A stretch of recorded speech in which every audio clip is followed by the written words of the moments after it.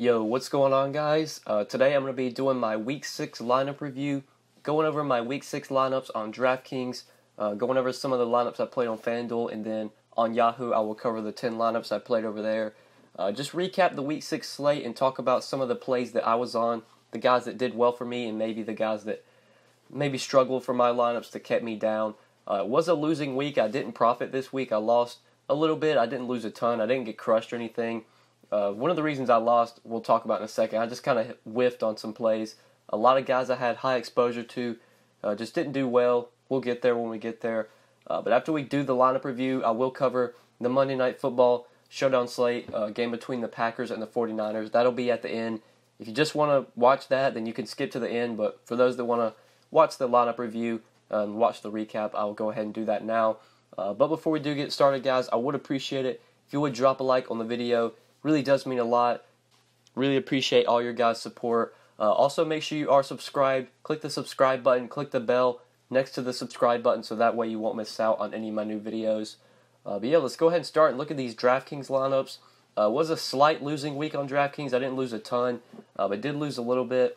One of the main reasons I struggled on DK this week, had a ton of exposure to Kiki Kuti, who only got 6.3 DraftKings points. He was one of my highest exposed wide receivers, him and Julio. Julio was good, but Kiki not so much. That's one of the big reasons I kind of lost this week.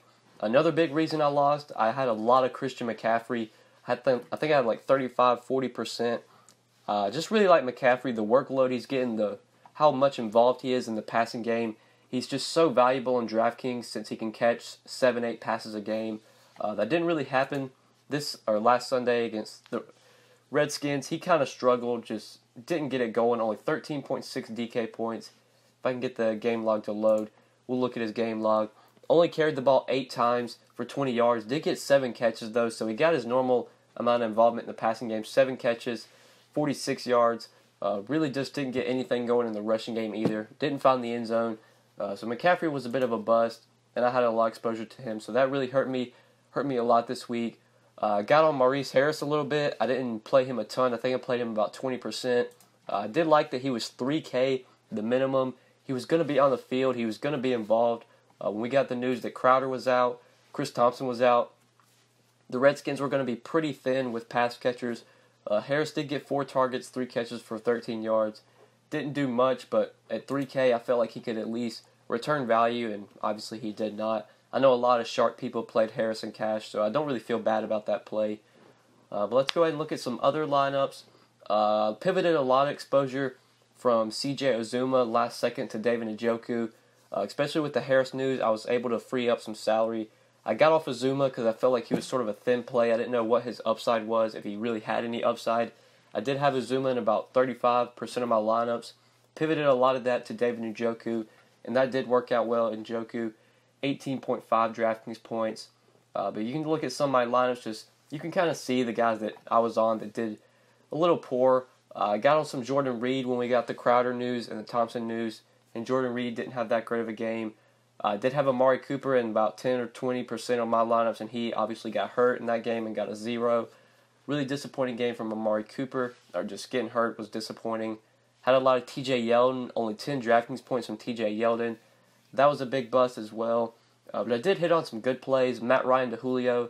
That stack worked out really well, combined for 57 DraftKings points. I had some Adam Thielen, and he did really well. Let's see. Chester Rogers was an okay value with 15 DraftKings points at, I think it was 4,500. A lot of lineups I had the option to play Kuti or Rogers, and I went with Kuti in pretty much every lineup where I had like 4,600 for a receiver. Some lineups I played both of them, but Rogers and Kuti were like the 2 value receivers I landed on a lot, and Kuti was the one I went with in most of my lineups. So if I would have played Rogers over Kuti, then maybe I had a better week, or maybe I would have had a better week. But can't really look back in the past. Just got to focus on seeing what we did wrong for this week, so maybe we don't make those same mistakes again. Looking at some of these other lineups, let's see here. I had some Deshaun Watson, only 8 DraftKings points from him. Disappointing outing from Watson. I did pair Watson and Kuti in pretty much every lineup where I played Watson. I did have some Jameis Winston. If we get down here to the bottom, I think there's some Winston lineups down here. He was one of my highest exposed quarterbacks besides Matt Ryan. I think I had Ryan in like 25%, had Winston about 15%, I believe. Winston was really good. The only problem I ran into, in the lineups where I played Winston, I kind of forced myself to stack him with somebody, and that really wasn't the way to go. The best way to go was to play Winston naked, playing by himself. He put up 35.9 DK points. He threw a touchdown to like 4 different guys. Godwin got 17 DK points. Mike Evans only got 9. I think D-Jax got like 12 DK points. O.J. Howard got 16. Brate scored. Winston just really spread the ball around. I felt like at least one of these guys, like Howard, Godwin, could have found the end zone at least once or twice and could have been great values. Really what was surprising is that Mike Evans was the guy I figured would have crushed this week, and he was one of the Tampa Bay receivers that did poorly. Only 9.8 DK points from Mike Evans. I did have a lot of game stacks of that game, playing Winston, Godwin, Evans, Julio, Sanu. I don't think I had any Ridley, but I did have Ryan, obviously. Just that game was just so many good plays in it. Just going to be a high-scoring game. It was going to be a shootout. We all knew that. In cash, a lot of people played Winston, and I think that was the way to go with how cheap he was. So I did hit on some good plays at quarterback with Winston and Evans, or not Winston, but Winston and Ryan. Quarterback was where I really did well with Winston and Ryan being my 2 highest exposed quarterbacks. Also had some Rivers, had some Newton, but it was mainly Winston and Ryan.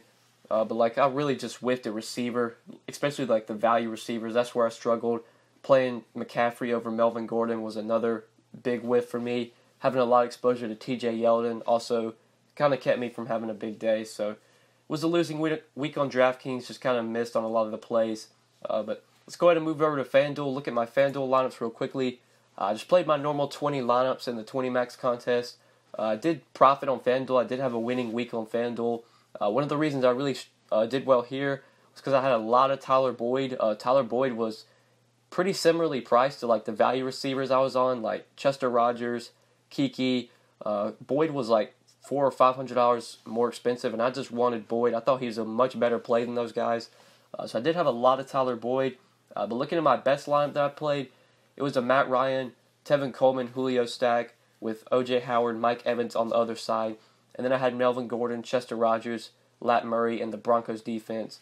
I didn't love the Broncos defense, but that game was going to be a little snowy. I know the Rams have a good offense, but I just really needed cheap defense to fill out this lineup.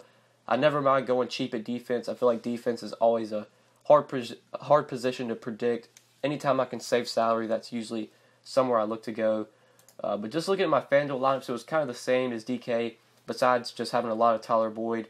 Playing Tyler Boyd over guys like Kiki and Chester Rogers pretty much kept me from, or pretty much what allowed me to profit on FanDuel. I did have a lot of Ryan to Julio on FanDuel, which worked out well. Had some James Conner, but not a ton. Chris Carson in this lineup, D-Jax, Boyd, Howard, Coleman, Ravens D. Did land on the Ravens D in a lot of FanDuel lineups. But you can just kind of see I stuck to the same core of like Julio, Ryan, Tyler Boyd. Did have a lot of Joe Mixon, had a lot of Tevin Coleman. Mixon kind of bailed me out with a late touchdown. So did Tevin Coleman. Tevin Coleman, I just don't know if we're going to be able to play this guy as long as Devontae Freeman's out. Like Coleman and Ito Smith are just splitting work. We don't really know who the lead back is. You don't know who's going to score, who's going to get the goal line carry. So I'll probably just be fading Tevin Coleman rest of the season as long as if Freeman's out, I'm not going to be playing him anymore. It's just you don't know what you're going to get from him. I'm sure if I don't play him week 7, that's the week he's going to crush. But I just feel like I keep getting burned by playing Tevin Coleman when Freeman's out, and it hasn't worked this year. It worked a ton last year, but that was when they didn't use Ito Smith and they didn't have Ito Smith. But yeah, FanDuel, pretty profitable week. I think I cashed like 12 out of 20 lineups. Just had a lot of the good plays on FanDuel. That a lot of the plays I missed or whiffed on DK.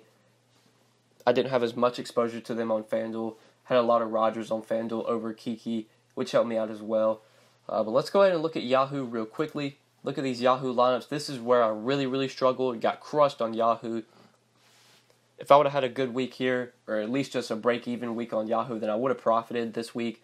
But where I really struggled on Yahoo was just I played a ton of Kiki Kuti. I think he was $14 on Yahoo, which is close to the minimum. I believe the minimum is $10.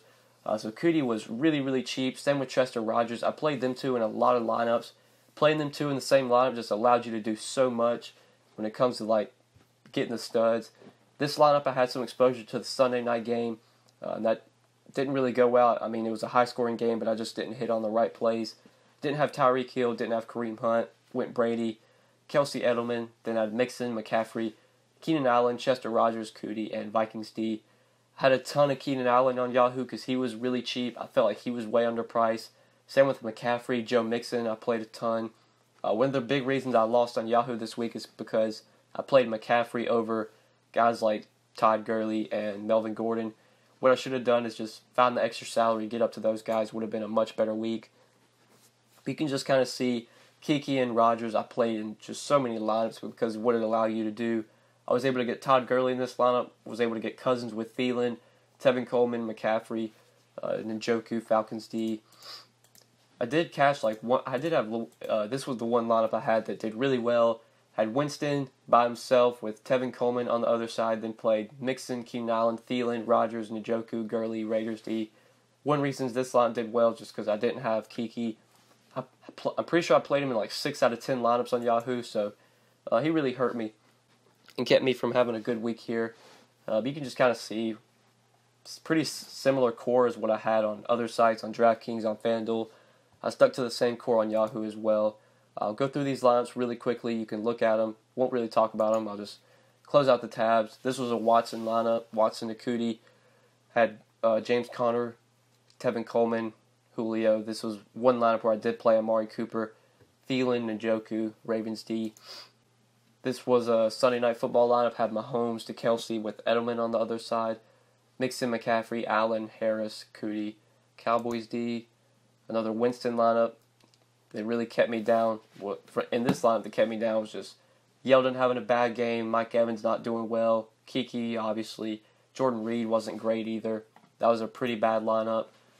Winston by himself, then played Julio, Coleman on the other side, Njoku. He was pretty much the guy I stuck to at tight end was Njoku on Yahoo because he was really cheap.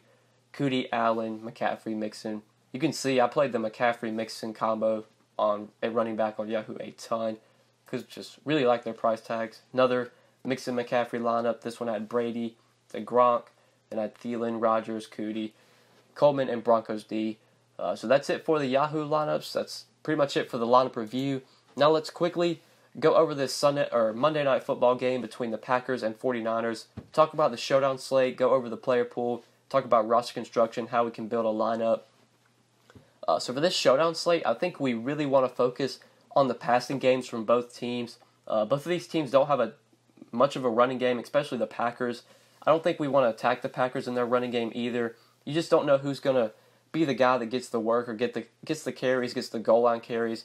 They involve Aaron Jones. They've shown they want to get Jamal Williams some carries as well. Ty Montgomery's still involved.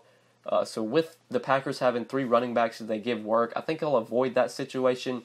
Mainly focus on the passing game with Rodgers, Adams.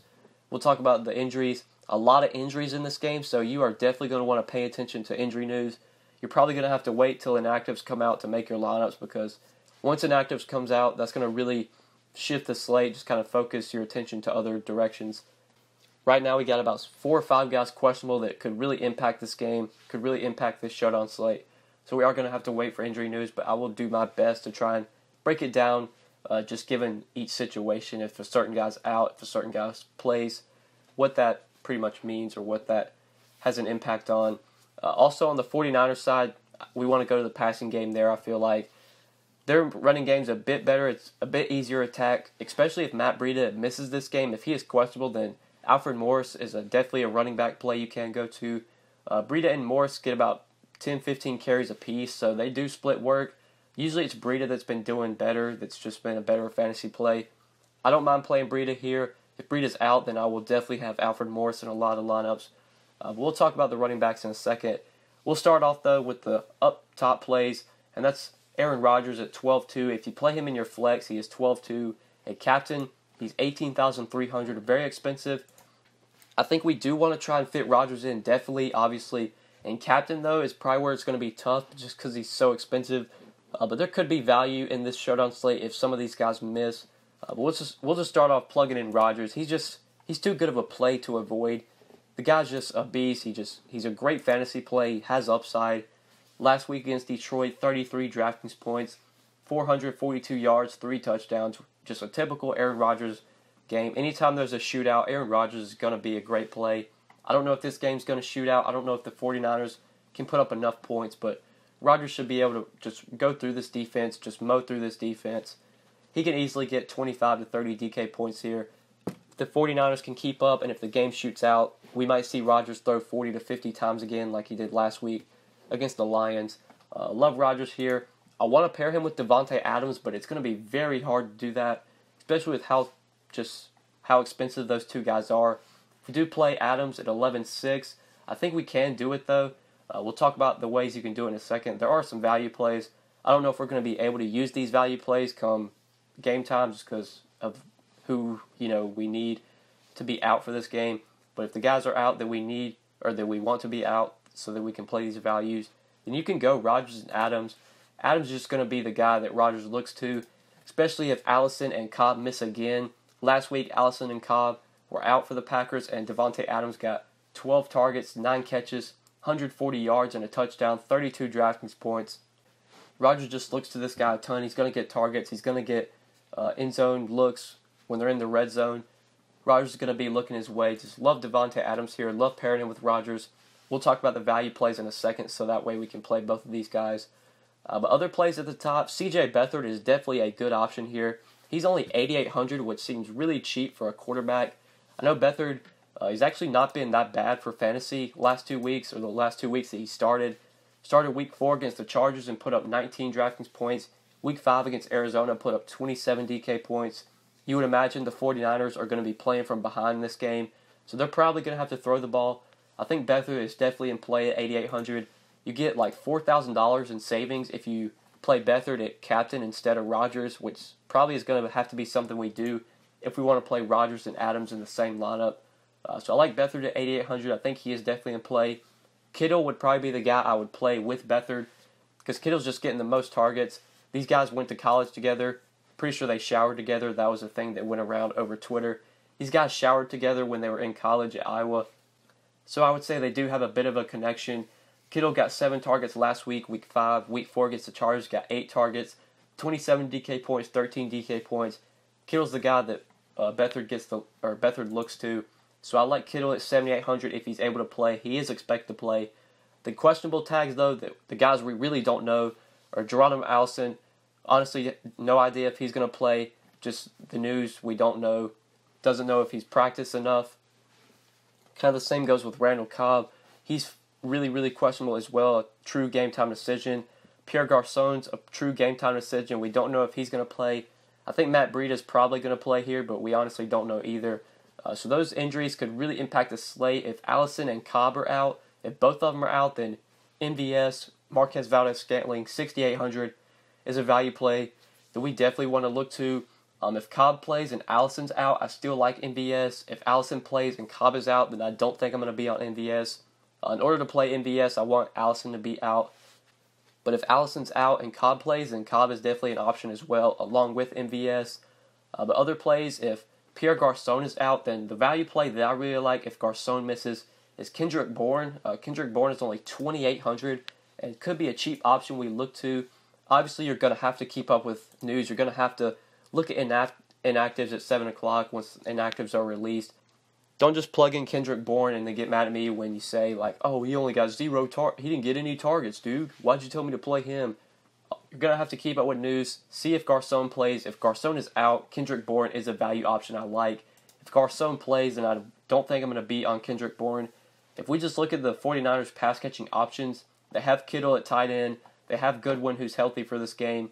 Garçon's would be the number 2 receiver, but if he is out, then that probably shifts Kendrick Bourne into the number 2 receiver spot.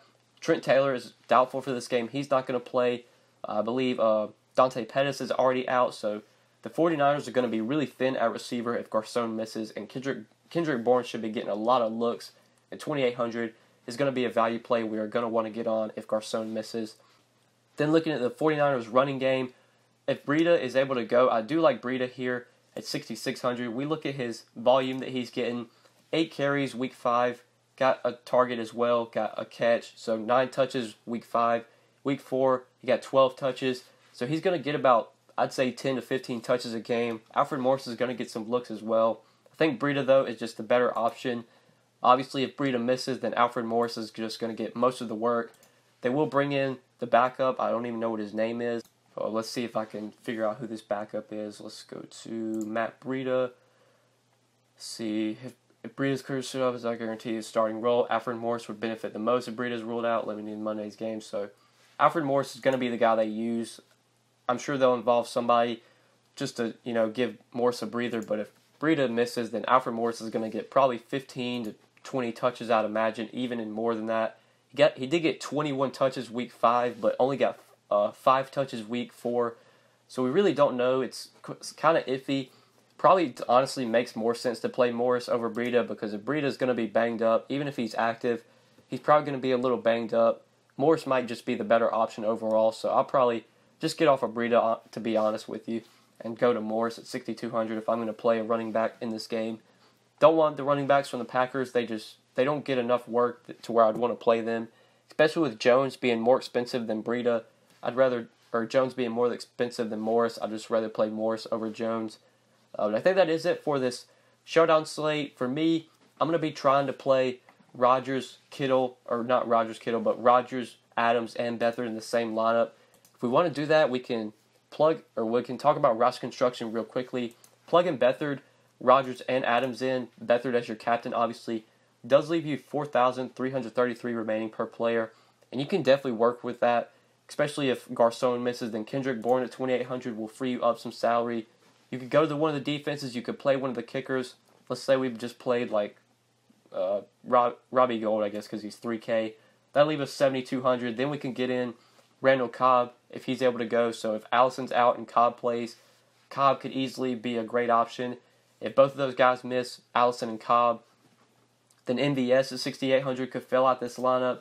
So that's definitely a way I'm probably going to be building a lot of my lineups. I'm probably going to have Beathard at captain in most of my lineups, just because it allows you to do so much more. He's $4,000, or actually $5,000 cheaper than Rodgers if you play Beathard at captain. That just gives you so much extra room. Like if you want to play Rodgers and Adams and playing Rodgers in your captain, then play Beathard, you're just going to get really thinned out. You could probably still do it, honestly, especially if Bourne becomes an option. Then you plug in Bourne, that leave you 4,250. You could probably go to one of the kickers. So if we play Gold again at 3K, that leave us enough for not really any good plays. We have to probably try and find another really cheap option maybe, so that way we could get up to like a Garcon if he's able to go. We could get up to Morris. If we plugged in Morris, that leave us 2,300. We could potentially play the 49ers D. I don't love that. Could play Garrett Selleck at 2K, just praying he finds the end zone. He did get a touchdown in week 2, but yeah, you're probably not going to want to go to Garrett Selleck. But you can kind of see the way to go. I know this St. Brown guy could be an option, especially if Allison and Randall Cobb aren't able to play, then he could get some looks. He did get 5 targets week 5 last week with Cobb and Allison out. He could be a value play. Say Cobb and Allison are out, we plug him in. That put us $1,000 under the salary. So maybe we take out Alfred Morris and play. God, there's not even anybody in the 6K range we could go to. Dang, that's really bad. That'd be the lineup right there. If Allison and Cobb are out, that'd be probably the lineup I'd roll with the most. Especially if Allison, Cobb, and Breida are out, and Garcon's out. That's probably like the nut lineup right there. But we're going to have to pay attention to injury news. That's going to really impact the slate. I try to break it down best I can. If Allison and Cobb are out, play MVS. I think he's a good play. If Allison plays and Cobb's out, I don't think I want to go to MVS. That definitely puts Allison as an option. If Allison's out and Cobb plays, I like Cobb. I like MVS. If Garcon's out, Kendrick Bourne, 2,800 is a good value. If Matt Breida's out, then Alfred Morris, 6,200. Definitely make sure you're paying attention to injury news, looking at the injuries for this game, because that's going to really impact the game and really impact the slate. But yeah, guys, I think that's it for the Showdown slate, and I think that's it for this video. Hopefully you guys enjoyed the recap. Hopefully you enjoyed the Showdown analysis. I really do appreciate you guys watching the video. It means a lot. Make sure you drop a like before you get out of here. Make sure you do subscribe to the channel as well, and click the bell icon so that way you won't miss out on any of my new videos. And as always, if you do have questions, feel free to hit me up on Twitter at the DFS_GOAT, or leave a comment down below, and I will get back to you as soon as I can. But yeah, guys, that's pretty much it. Thank you so much for watching. I do really appreciate it, and good luck on this showdown slate.